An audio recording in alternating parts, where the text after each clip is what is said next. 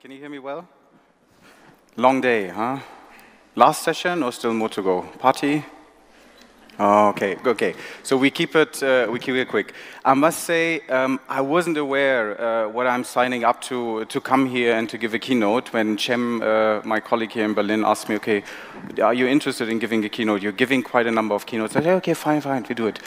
And then I came here and I said, okay, holy shit. I mean, here are experts sitting. Normally, I'm presenting my stuff, let's say, to people which are less advanced than you. So I'm trying not to bore you, and we'll give it, we'll try to speed up due to the respect, late timing, and then if you're interested, we have some time to discuss. So I'm going to talk about overall, what type of, give you a couple of examples that you already know about new technologies and what's the impact on work, on the world of work, and how do we, as an organization, cope with that, and what could be recommendations. So, of course, I'm part of Deutsche Telekom. You could derive that, and my experience, and I don't want to talk about things that I'm not aware of. So I'm talking from a corporate perspective. Of course, we do work with startups. Of course, we are very much engaged in this area. We want to bring lean startup and other philosophies into our company. But my experience is how can I transform an elephant? So what's happening in the world? Couple of examples. Can you see it well? Yeah. This is, I think, most of you will know. It's going to be launched most likely within the next 4 to 8 weeks. It's a plugin in Instagram when you have selfies that this solution will give you a prediction. Are you likely or are your friends likely to be close to burnout or to depression? So personalization is the technology behind it, where based on pictures from humans, based on data analytics, based on some sort of social, psychological research behind it, you run this analysis with the support of technology. The same actually applies not only to faces, but to pizza, that you can count, that the devices, machine learning is behind it, and the device learns, and the algorithm and the ML learns more and more every day about it. They can detect the calorie from the picture. So this is becoming quite a hot topic for some while now, particular for, let's say, all the well-being, all the health industry, everyone who is into fitness, not just typing in the whole day, okay, what was it? Was it mozzarella light? Was it feta? How many calories? How many grams? Just the picture, and all the hustle for you is being done. A fantastic experience if you're up to. And of course, smart devices close to the body, like the lenses, which can measure lots of body data for whatever purpose. Give you one more example, which we met last week. It's a company called NEC, and NEC is approaching a completely new way of gamification and connect this to skill development. So what they do is you play simple games, actually very simple. You have to plant, you have to water flowers, you have to prevent them from drying out. There's a couple of other games. But from the gaming and from the intelligence behind it, what the tool does is it assesses your skills in a completely different way. Based on the way you play it, it assesses your ability for new skills. It assesses your ability for collaborative behavior. It assesses your ability to work in teams, which is quite a difference. Imagine you have an interview, a job interview, and you'll be asked, you'll be interviewed, and people derive from the 1 hour interview, what are your soft factors, what are your core skills, or you do it with a gamification approach. We will test it to see, okay, are there really differences, or is the tool stable enough? I just learned Baden-Württemberg, which is, for the non-Germans, is one of the states in Germany. where actually no election is taking place, they are rolling this out for the refugee program, because refugees have a language barrier, but it doesn't mean they don't have skills. So they can assess the skills and they can bring them earlier to the labor market, so make them, let's say, working and having some sort of purpose, having exited their own country to come here and to work. And finally, there is a community, there's a network behind it, so everyone who is on the platform, and if you want, you can release your data, and this data is being used as a platform for recruitment. So companies can sign up, they find this as a new way, as a new sourcing strategy for new talents. We have smart implants. Anyone has a smart implant? I must say I did mine. Although I'm an iPhone user, but I just realized half an hour later, okay, that doesn't make really sense. But this is coming up, and smart implants could be something where we upgrade the human body with digital devices, which can contain data or which provide data for different types of purposes. You can open the door, you might do your flight check-in, you could transmit your LinkedIn and your Twitter profile and other stuff. This is a pilot which apparently, I haven't seen pictures yet, but apparently has been launched now in China, so which is a pollution filter that detects the level of pollution in the air, and then it sits on your shoulder, and if the pollution level is too high, it flies towards your face. So we have all these technologies, and day by day, every minute, things are changing. One very nice example, 3D printing of the shoe, but that's actually not the interesting part. The interesting part is that Adidas is transforming, and they are my heroes, I must say. They are really my heroes. They're transforming from a product company to an experience company. So not only the shoe is printed in 3D, there's a chip inside. You can connect the chip to your mobile device. This mobile device is connecting you towards a community. This community is exchanging data on how you're doing with the shoe, how many steps you have taken, for what use cases you're using the shoe. Is it for hiking? Is it for on-road? Is it for other things? So it's becoming more an experience, and the shoe is one part, but most likely not the major part in future. And this is the cool stuff if you work for a telecoms company. We have been in pressure for the last 20 years. Biggest goal was not to lose more customers than the year before. Things are now changing, and we are currently at a very interesting dawn where we have set up a network where most of you are roaming or are surfing on LTE, and now we are thinking about the next generation. All that I've shown you, all the examples you know, need this infrastructure. They need 5G. Is anyone planning a trip to Dubai? No? No one going to Dubai? Okay. Has anyone been to Dubai? You have been to Dubai? Can I ask you which year? This year? Last year? Last year, okay. If you go this summer, although I don't recommend you to go to Dubai in summer, but should you fly to Dubai later than August this year, maybe only for stopover on your way to Laos, to Vietnam, to Singapore, wherever, from August 2018, what Dubai is planning to have the taxi drone. So to have the drone, which is an autonomous, no driver drone, like a taxi, which is picking you up from the airport and driving you towards a location within 40 kilometers of reach. So if you sit in this taxi drone, you're above the skyscrapers.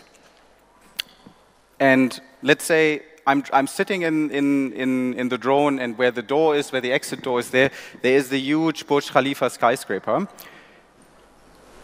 So in future, imagine, this is 5G. You don't want a system which takes 3 seconds to analyze, there's a tower, I need to turn left and right. You want to have it real time, latency, autonomous driving, all the cloud-based services, whatever we're talking about, requires 5G, which is up to 10,000 times faster than what you've been used today. So before we continue, and I think most of you will know this slide and all the, let's say, the the exponential development in digital technologies overall, in technology innovation. And if we take a look, you all know, okay, how many years did it take from telephony to television to computers, mobile, to Angry Birds, to Pokemon Go, and so on. You all know the numbers. What is the interesting thing is actually the bottom side. The industrial revolutions, the leapfrog we had in history, were not only on business models and on products, it was very much on the way we work.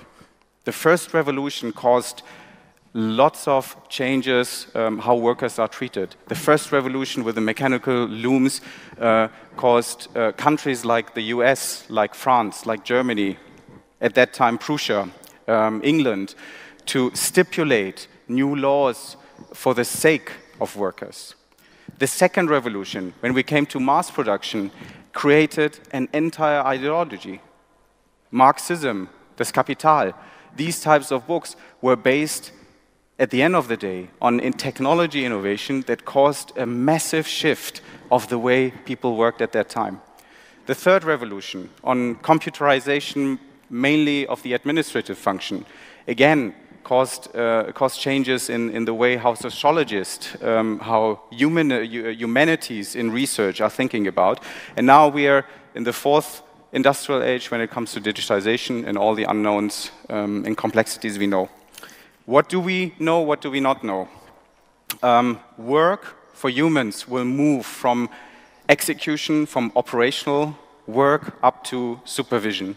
So whatever, and this is clear for now, whatever is a repetitive task, whatever is a standard task, whatever is what we call transactional, what is highly standardized with a high repetition rate is going to be replaced by machine. There's no question. There's no question that this is going to happen. And every industry, every sector, and every company is better prepared to enter into this step sooner rather than later. It's a false proclamation by politics, by populist parties who are against this flow. This is going to kill more spaces and more job vacancies than it's going to save if we become backwardness.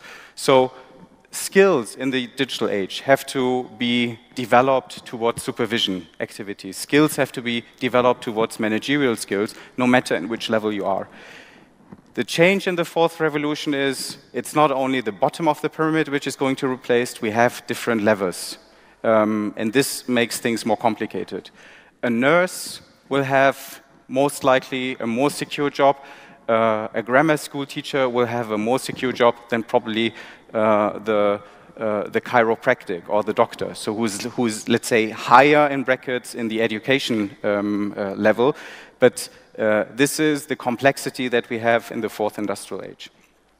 It means that colleagues will have, that robots will become colleagues. So we will have a different organization, we will have a different type of workforce in organization which need to collaborate, which live and work in coexistence.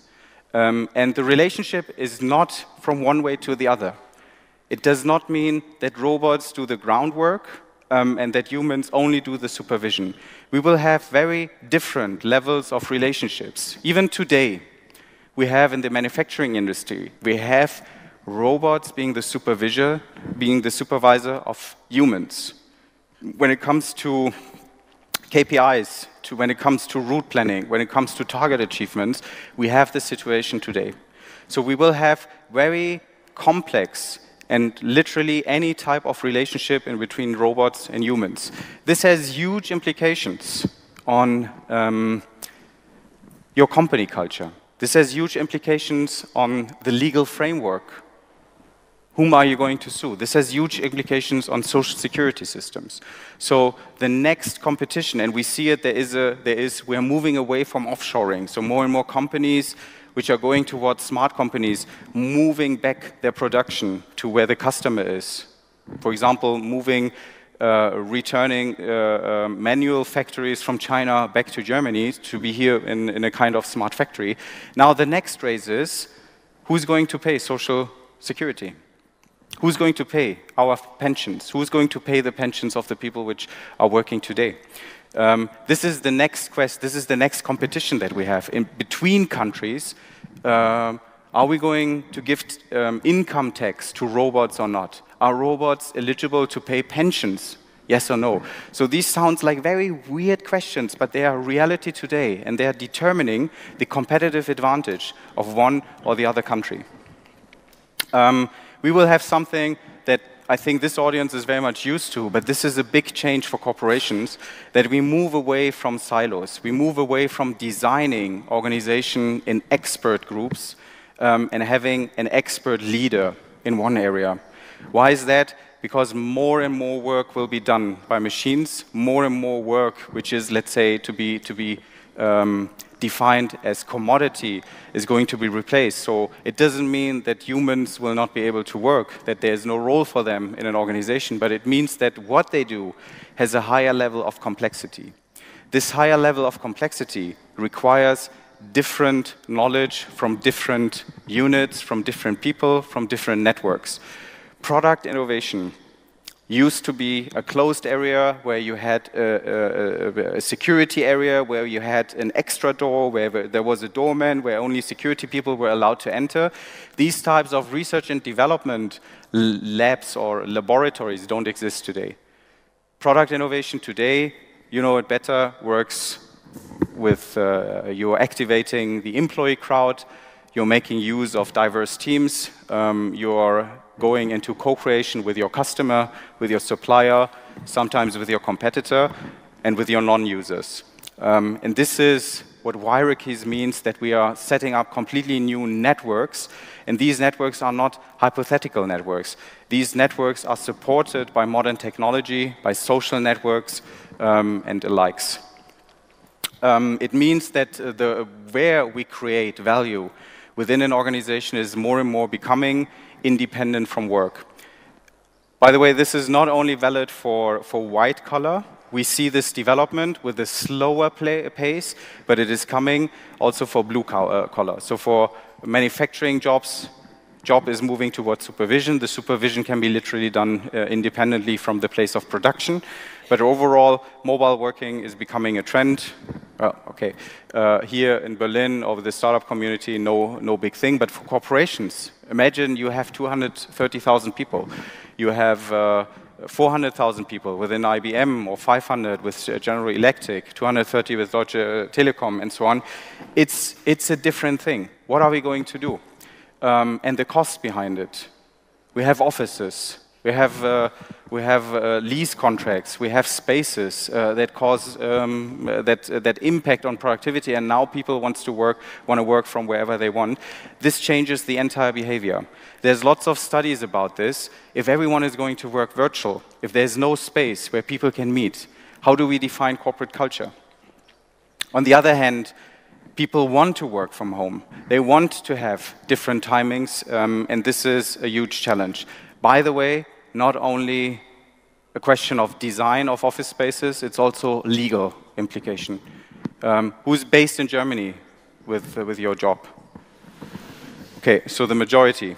The legal framework in Germany, for example, says you need to have a place of work within your working contract. And that creates lots of things. If you work 4 days in Starbucks or in Costas or in wherever, actually you have an insurance problem. So there are lots of legal implications that we need to tackle, and where honestly speaking, European regulations framework is falling behind. They're falling behind. They don't get yet the concept of digital transformation. It has a lot of changes for, let's say, typical leaders within corporations. The typical leader is, I think, what's the typical management style is management by walking around. I have my team, I have my area, I can check where they are. If I want to talk to someone, I go to his office, or at least I ask someone who he is, where he or she is. So this is something where a lot of noise is about it. I'm reading every day about virtual leadership, about digital leadership, but a concept yet is missing. The interesting thing is, if you take a look to Harvard Business Review, Best of Leadership, I think it was reissued last year. all best of leadership leadership theory is from the pre-digital age. It's interesting. They still, we still have Drucker, we still have all the other people, but there's no such thing as really a good theory, a good textbook on digital leadership. So what does it mean? We have to find new ways how leadership is going to be managed in a virtual space, how you can drive people towards performance, how you can motivate them, how you can give them ambition and some sort of purpose and vision via the virtual space. This actually today contradicts to medical and biological science that in 3 nanoseconds, if you have a new job and if you meet your boss, your supervisor, in 3 nanoseconds, you take the decision, am I following you or not? This is a very, let's say, interpersonal relationship. And now we have working relations where the manager sits in Singapore, the co-worker in Madrid, and you will be based in Berlin. So how do we tackle this? And I don't have an answer yet. We know that we have to tackle that one, but it's difficult to answer this question today. What is for sure is, it's an HR term, but I don't find a better one, is lifelong learning. So we need to update our skills. We need to move away from certain professions and from certain skills in order to stay employable. The task of employability, in fact, is not the sole responsibility of the employer. It's not the sole responsibility of the government. It's becoming more and more responsibility of each and every individual, which actually starts with the way how we educate children, up to how do we do corporate development and individual development within corporations, which are currently questioned a lot. We go more and more towards digital-based learning, and in this digital-based learning, we need to provide people the option that they choose their learning paths and their learning skills on their own.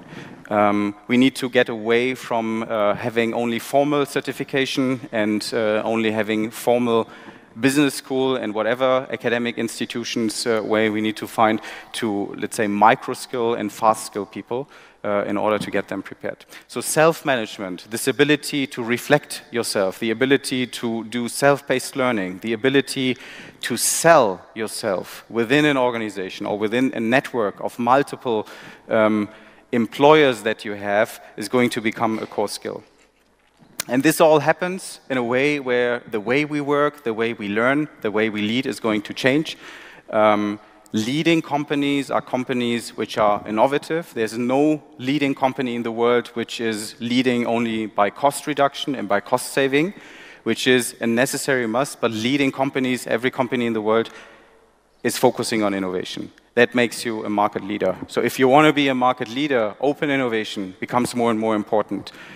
Kickstarter is known to everyone, but how does the Kickstarter with our employees look like? How can we activate the knowledge and the information that we have within one organization? Crowd collaboration is one means to get over there, be it with employees, be it with the external world. And we see more and more design thinking, and I will talk later a bit more about it.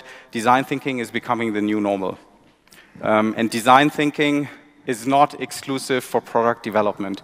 It's not exclusive for customer service development. We're actually using it literally everywhere, be it in the redesigning the procurement process, resetting the HR leadership development portfolio, redefining our approach towards performance and target management, resetting. We're actually using it for cost reduction. We are using design thinking, which is an innovation method, to do cost reduction, OPEX reduction projects. The digital age will mean we have all the variables that I showed you, all the analytics functions that we have today, give a variety of data. Today, only would we use the data which is in each and every one social media account. What you post, what you do. I mean, you know all the stories about Brexit election and analytics and US election, but in the organizational reality, would we use the data which is in the mail server and put on top of that the data we have in internal and external social networks with semantic analytics? Even today, I don't need variables, I don't need new data, only existing data. We could perfectly identify teams which are collaborating good, teams which are actually collaborating better than other teams. We could do comparisons. And we could stimulate for a coaching from the team who's collaborating better with the team who's collaborating poor. So we would have this data available. Are we using that? No. Many reasons for that. Workers' council, legal implications, security laws. Of course, there's a downside. You can abuse the data, but we shouldn't, and this is a bit of the problem of the German framework and of the German corporate culture. Everything is first seen as a threat and as a risk, and it's not seen as an opportunity and as a way forward. So this becomes a very important thing that we think about it. However, the weakness of the work I do, the weakness of the digital transformation, I think overall is we forget, okay, what is actually the purpose of the things that we do? 500 years, 300 years ago, it was very easy. The purpose was you work, you pray, and you prepare yourself for the next life, for the next spiritual level. Today, we don't have this. So what is this, let's say, what is the purpose behind all of this? In German, you would say Menschenbild. I don't know a very good English word for that. I'm still looking for that. But this is where I'm inviting psychologists, theologists, people which come from religion, which come from psychology, from social sciences, from humanities, together with tech people, to think about that. What is the inner core that is driving us, and towards where do we want to go? What is the value system that we have behind it? Going back to organization, what we see is in corporations ambidexterity. Ambidexterity means the ability to write actually with both hands. Anyone able to write with both hands? So what do we mean by that? We have a very strong one side in the organizational culture, which is in large organizations, which is the efficiency gene. So corporations, when you have a new idea, when you have a new product, what's the first question? Okay, what's the business case? What's the return on invest? How much does it cost us? Where do we get the peak funding? Where do we need, what is being cannibalized and stuff like that? Where they're weak at is the innovation side. So the left side, where is the potential? Where can we create? Where do we reach 1 billion people without having a clear business plan probably in place today? But we can reach people. We have a network effect. We create new business. So this is being in every major corporation. This is a big issue because we have. Again, if you are a public company, if you have shareholders, actually this is in shareholding laws, you're not allowed to put damage to the company, and if you do something crazy, something risky, something innovative, this could be considered legally as something crazy.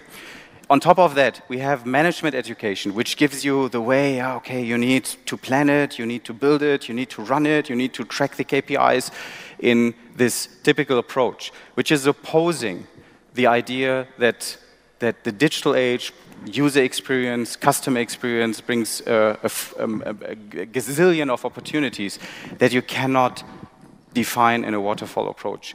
This is something where literally every corporation is struggling to manage, to create ambidextrous strategies, business strategies, so to have a focus on cost and on efficiency, on compliance, on process adherence, and at the same time, this strategy to indent innovation, entrepreneurship, disruption.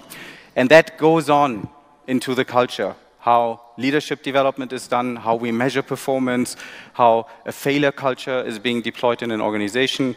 It's nice to have fuck-up nights. We have them all, and I'm sure most corporations have them now. But the thing is, if at the end of the day, your variable pay, your compensation, your recognition is independent from that nice, fancy event, it's worthless. So this is the reality we live in, and how do we cope with that? Lots of the things I mentioned is, and I recommend this book, even it's a pre-digital book, The Innovator's Dilemma, Clayton Christensen, who says, we have this problem of innovation power in corporations, and what do corporations do today? You know, this blue building, this blue skyscraper building representing the corporation, that creates spin-offs, the green garage. And the farther away the garage is from the main building, the better. Because then you're not into this bloody budgeting process, those central HR people don't disturb you. You can do your own brand, you can run your own marketing campaign, and you can develop your product. The number of successful spin-outs out of major corporations is very limited because let's say the mindset is on one hand missing, in the middle of the road, budget and funding needs are required. So some corporations are now currently, let's say, a bit overdoing it. So they are pimping the green garage. They sit somewhere in German province, but they have a fancy, and if you work for them, fantastic, yeah? Don't get it wrong, don't get me wrong, yeah? No offense. And they have then their fancy green garage in Berlin or in Israel or Silicon Valley or Bangalore. But the problem is, from a cultural perspective, from a transformation perspective, the transformation impact to the blue building is literally zero.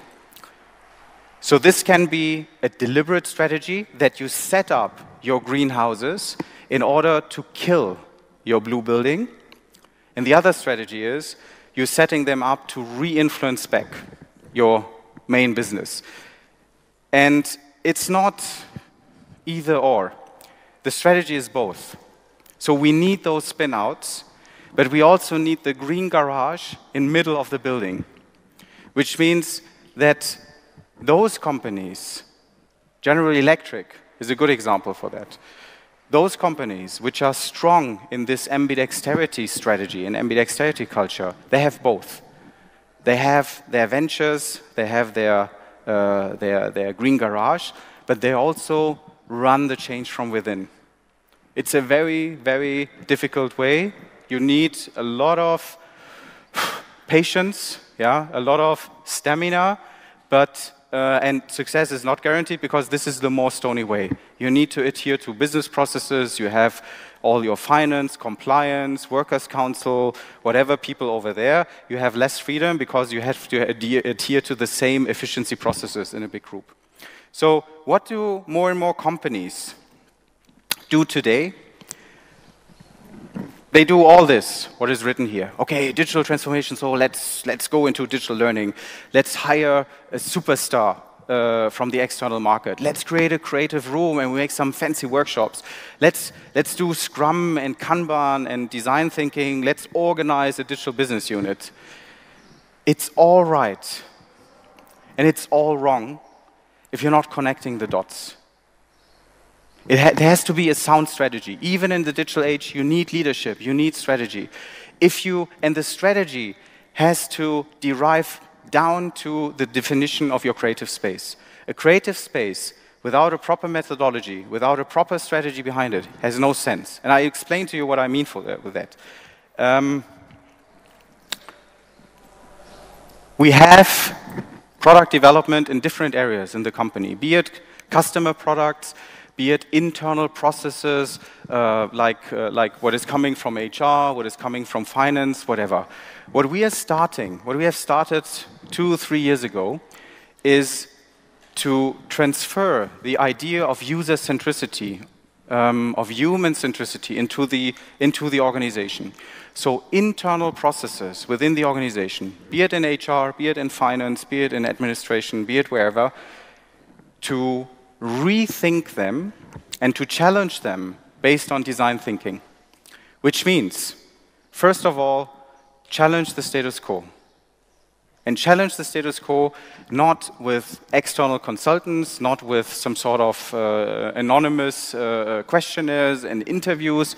Go and ask a couple of people. What are their problems? What's their challenge they have? And once you have identified real user needs, then simplify whatever you have. Our assumption is whatever is there is too complex. So one key driver is simplification along user needs. And then going into prototyping and learning fast. To give you an example, what's the difference in between this way of working and another way of working? I give you an external example because it's very easy to understand. Swisscom, 5 years ago, they said, okay, we have a problem with our shops. Our shops don't yield enough revenue. So, management meeting, what did the management say? What do you think? Use cost. How? Fire people or closing shops. Revenue is going down, so we close shops, less people.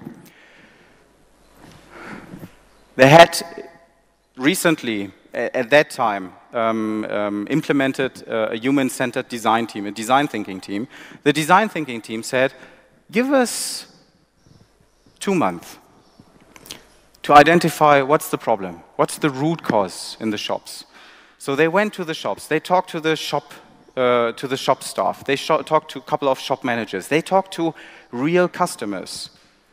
No complicated representation and whatever scheme, just went in the city of Bern and asked a couple of customers. The outcome was amazing.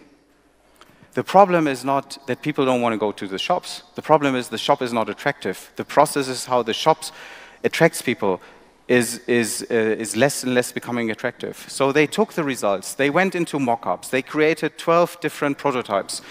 And guess what? Sales went up. Now Swisscom is having more shops than before, and revenues went up by 30%. So what a difference that you go into this answer-first approach and close shops rather than redesigning the shops, giving a unique customer experience, and you have more business. And the same applies, people. The same applies, how do we define a budgeting process? How do we define a training approval process? How do we define a procurement process? How do we define an IT roadmap planning and whatever? So we are doing this, and by now in more than 200 assignments across Deutsche Telekom in different areas. And the way we do it is pull. No obligation. Whoever wants to do it, do it. We believe with this different way of doing, with a different how, you get a better what. But we are not forcing people. And the effect is we are becoming more and more demand. So this is one of the key things of digital transformation. You cannot pressurize people. You cannot put a top-down decree, this is the way how you do it. Give people this initiation, give them the virus, people will talk about it, there is going to be a word of mouth, and then it's kicking off. Innovation labs is another important thing, how we drive innovation into the company. This is a German slide, I didn't find, this is a recent, not recent, this is, I think, 3 years ago from a study that was published in Die Welt newspaper, which is showing the potential threat in the German labor market with regards to digitization. The interesting thing is banking is heavily impacted by that. So the banking sector is in massive change for lots of reasons. One is that the process is becoming more and more commoditized, and the other one is blockchain, fintech, startups. So if you take a look to the banking industry today, the amount of investment into innovation labs, into fintech startups from the banking industry, compared to their investment into redesigning their legacy system, their ERP system, upgrading their, don't want to give any vendor name, you know, this big IT companies, is 0.5%. This is the innovation budget that they put into innovation labs. A friend of mine who is consulting the banks desperately, he runs a 30-person agency. And he said, you know, this comparison, it's like I have 30 innovation consultants, and I have a dog in my agency. This is a comparison that the 30 people do whatever they did, and my dog is doing fintech innovation lab. So this is the comparison that we have, and this is where we have a lack of understanding what is ahead of us, why I'm a strong supporter of innovation labs, but they should not be too far away. If one of your goals is to change the big elephant and not to kill it. And Berlin, of course, plays a critical role, but I think we're a bit overdoing it currently. We should have those innovation labs where the company is based. It's great that a company in Frankfurt has an innovation lab here. Good for the city, but they should have something in their organization as well. And what they should have in the organization should probably have lesser focus on products rather than on the organization. So my pitch is, go for culture incubators, go for culture innovation labs.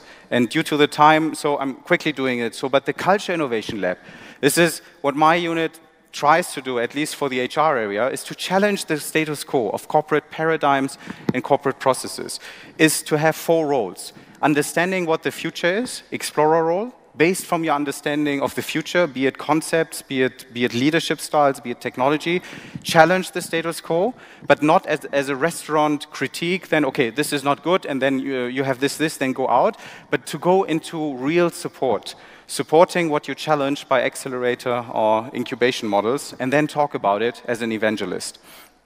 And the focus could be, for the culture incubator, employee experience, human-centered employee experience, and whatever we have with regards to internal processes, to really think about innovation culture and how can I deploy it beyond posters and videos and stuff like that, but really going into the deep dive. And this is the way how we want to do it. In Deutsche Telekom, we have given ourselves, with the colleagues from corporate communication, from IT, from HR, from every business unit, we have said our way to do it is along these 5 areas. We want to have digital-minded leaders which are willing to change their how, their way of working. They are willing to move towards an agile organization which understands agile principles. And whatever is needed for that, second one, we will provide the needs, the right skills, with skilling people in new methodologies, skilling them in new technologies, and also providing new formats of learning which are more digital, more mobile-based. We want to do this by strengthening the networks of people that we have. We always talk about the must, but we forget that we have a coalition of the willing. We have people that are eager for change, and we need to activate those people more to become drivers and navigators of this change. And we have to do it by rethinking. Large corporations still tend to have this, rethinking how we design offices, going more towards project rooms, towards creative spaces, towards home office regulations, also going into efficiencies, for example, like desk sharing, and to align this with the digital tools that we have. So what does it mean? It means that we have a colleague here, so you can ask him, that our corporate communications department is probing an entirely new way of leadership. So electing parts of the leadership team by the employees. So they run campaigns. I think one was, make corporate communications great again, built on the ideas of others, right? So they did that, and this is creating a change. We need this virus in the company to start somewhere, and just doing it. Ambidexterity is becoming a key driver. We want to give each and every of the 2,800 managers that we have across the group an understanding what is ambidexterity. What is the blue efficiency world, and how can you marry this blue efficiency world with the green entrepreneur and innovation world? And we do some sort of research. We are deploying design thinking, and as I mentioned, not only to product and service development. Currently, there's no single redesign of any HR topic that we have which is not running with that one. But it was difficult, it was different. I tell you, 3 years ago, I wasn't accepted at all in HR. They thought, okay, what's that? Funny things and post-its and funny stuff. Now they understand what this is about. Our finance organization is one of the biggest supporter of design thinking. Again, this was not the case 2 years ago, but now they think about it, and they understand the way we have been working in the past, the methods and the way of thinking we had in the past is not the right way into the future. We're making use of gamification, of new ways of skilling people with MOOCs, be it partnerships like with Udacity and own develop ones, and exploring technology for skill development like VR.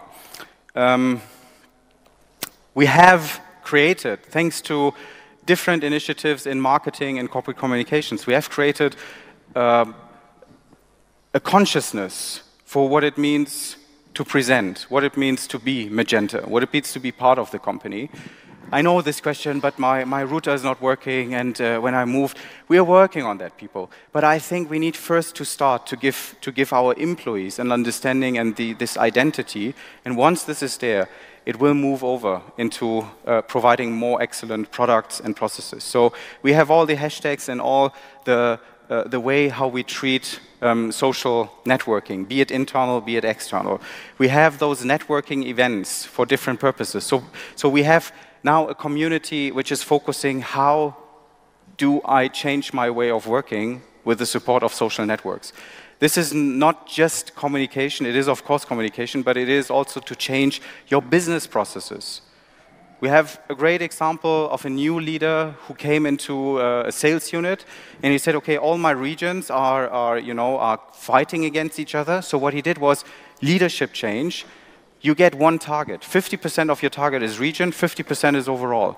Changing email flows, that each and everyone was getting tons of information over email, putting this on the social network. Heavily reduced email flow. Changing, let's say, his reporting style, not to having blaming calls where region south was first and region west was last, and having those fingerprinting calls which led every region to become a silo and not to share information, going into the different way. So it means it needs a new way of leadership, but also new technologies to be deployed, which we do there.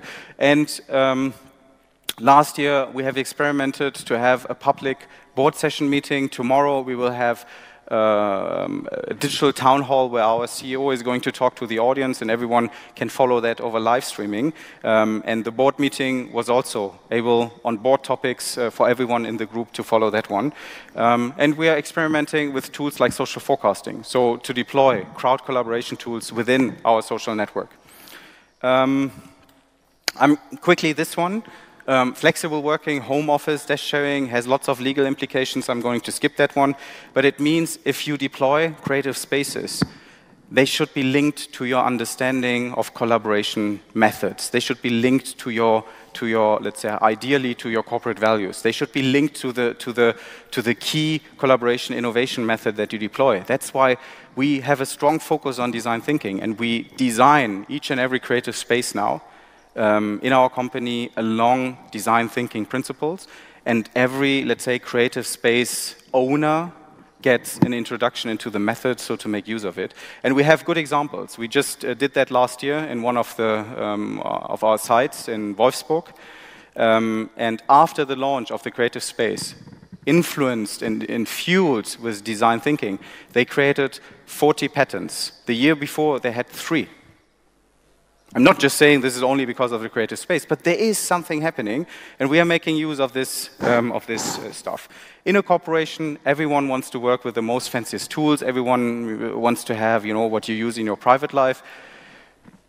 Big quest, big, let's say, challenge. How do we manage leading-edge tools with let's say, the requirements of big, globally working corporations to have one global standard to enable cross-functional and cross-intercompany communication and exchange of communication, as opposed to having always the latest app and the latest chatbot and the free-of-charge Google, Facebook, AI, and whatsoever.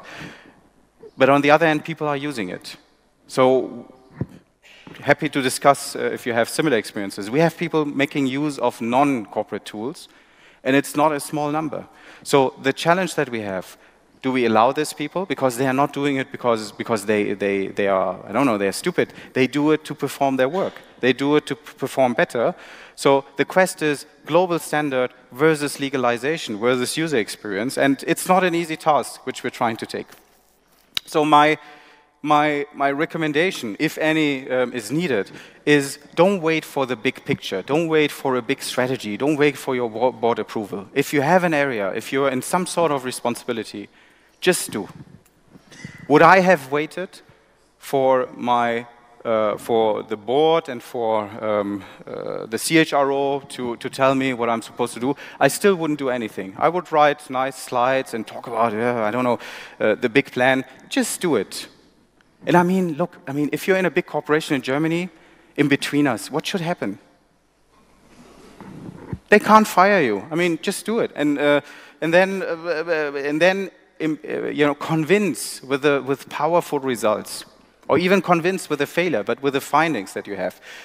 Design thinking is very much on vogue, and everyone talks about it. We moved away from providing method training. So we make use of design thinking as let's say, as the principle for a transformation, for an organizational transformation journey. Start with a project, and not with a minor project. Start with one of the top 3 core projects of a unit. Convince the leader. Don't convince the leader. Don't convince the leader. He has to be convinced somehow. Yeah. So show a bit vanity when it comes to that one. That's my experience. And you have people which buy into that. And so, as I mentioned, one of our top managers, he said, "Okay, I want to run an OPEX project, but I did everything. I did cost reduction, I did headcount reduction, I did all the consolidation stuff, I did training stop, I did travel ban, and I even put out the cookies and the drinks from meetings. I have no OPEX anymore to save." So I told him, let's do it in design thinking. I had no idea what would have been the outcome. And he said, okay, you know what? You're crazy, and I'm crazy. We do it. We overachieved the OPEX result. We overachieved the OPEX result. So, but we started with a concrete project. Now he has gathered, and we overachieved this with 12 ideas, and people out of his organization gathered 600 ideas. So he said, you know what? Now I want to train people in the method, and I want to, understand, this way of thinking and this way of problem solving, this way of understanding user needs. So we always start with a project, and then we transform it into a general understanding, a general way how things are being conceptualized, strategized, developed, implemented in the organization. Think digital, act human. My role, being part of the HR organization, is primarily not to be the one who's saying, okay, digitalization is the key driver for efficiency. Of course, we have to take a look to that. But digitization should serve to the human. So this is where, again, design thinking, human centricity, user needs play strong, and where we should think about technology to fulfill human needs. And that requires to understand technology, no matter where you are. I'm teasing every day, my HR colleagues, you need to understand technology. There's lots of talk about it, only few implementation stuff, but we need to understand that and think and understand technology. Connecting the dots, I think I mentioned that. Kill your darlings, very difficult thing. Imagine you have set up something great in a corporation, and then you're the hero. You're the hero for a fantastic innovation. After year 1, after year 2, after year 3, maybe people in the department next to you, maybe your deputy or someone in the team has a better idea. So what's the behavior? The behavior is not, I'm opening my arms. Yes, let's kill my legacy. Let's remove it. People move into this defense mode. They protect their legacy. And in that moment, the biggest innovator of the past becomes the biggest enemy of innovation. And this is a huge issue in corporation. This is a huge issue in corporations. And after 7 years, forget about it. So that's why we believe people, let's say, encourage, particular on management level, people which have some sort of budget, topic, area, people responsibility. After 3 years, you better move. After 5 years, you should really move. After 7 years, okay, now it's really time. So having placement, rotation, not to be underestimated as a key driver for innovation. So, and kill your darlings is an important thing. And trust in your own people. I could imagine if someone asked me a question, I could imagine which question. I have a lot of trust in my people. I don't give that much about Is he an ethnologist? Is he a social scientist? Is he, I don't know, an engineer on an MBA or whatever? The important thing to make things like that happen from a rather small team is passion. The only thing that counts. You can get everyone to a superb design thinker, to a superb driver for cultural innovation, if the passion and the energy and the motivation is right. Thank you very much for your attention.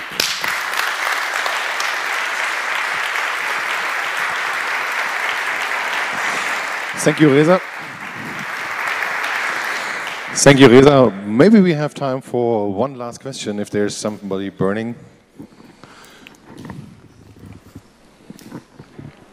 There was one question.